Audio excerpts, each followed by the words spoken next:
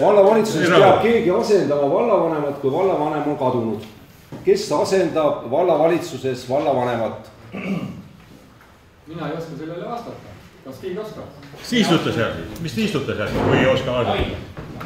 Aga vallavalitsusest ma soovin siis, kui volikogu esimees ütleb, et ta ei tea, kus keegi peaks vastama vallavalitsusest.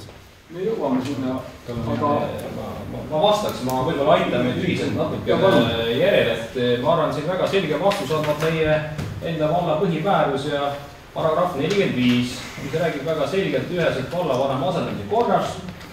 Ja lõige 1 räägib siis sellised, et kui vallavanema äraolek ei olnud ette teada, asendab teda kõige vanem abivallavanem.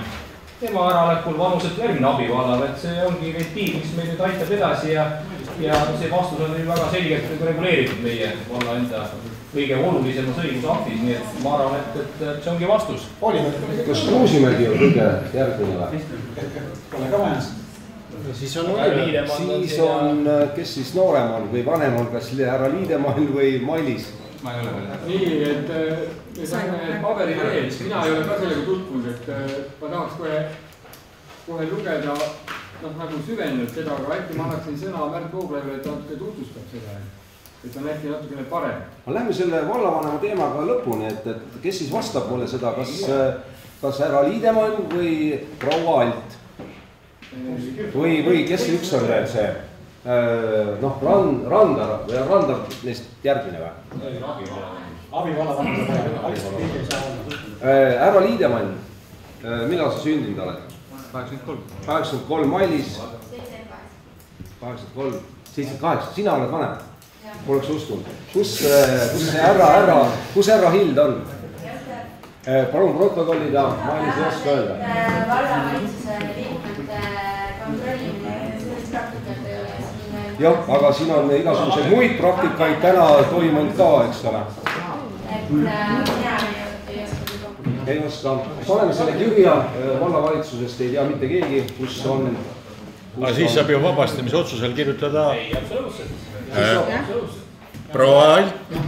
Proua Alt. Nüüd ei ole käskirjaga, vallavanema käskirjaga siis nii-öelda kaotajaks olnud. Ei olegi vaja. Ei olegi vaja. Põhimäärus on ju, räägib selget keelt, et sina pead seda tegema. Automaatne. Keset tööpäeva või käskirjaga. Keset väljasel tööaja. Uskumatult räägib seda. Tähendab, siin on tahtmatus. Mis on selle asja nimi? Selle asja nimi on tahtmatus oma tööd teha. Oma tööülesandeid täita. Ja palun see protokollida, et on tegemist tahtmatusega täita oma tööülesandeid. Valla põhimäärusest tulenevaid tööülesandeid. Ma korra küsiks, et kui vanuselt kõik see vanem praegu, abi, vallavanem ei soovinud nagu oma tööülesandeid täita, siis me peaksime andma järgmisele abivallavanemale võimaluse allkirjastada. Oma tööülesandeid täita. Ja täita oma tööülesandeid. Kirjutad alla ja kirjuta. Kahjuks ma seadusi ei tunne, ma ei tea, kas mul on õigus. Sa oled abivallavanem, sa oled kõrge vallaametnik ja sa ei tunne seadusi. Valla põhimäärus. Selles sul on õigus. Ei, ma ei tea, kui, vaata nagu Mailis vihjas, ma ei tea, kui kiirelt see jõustub ja rakendub. Valla põhimäärus või? Jah.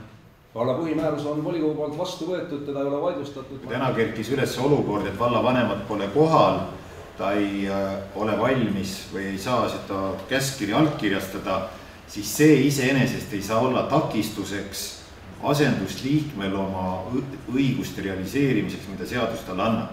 Mis tähendab seda, et asendusliikmena võib ta igal juhul tegutseda, kas vald suudab teda ametist vabastada päeva pealt või mitte.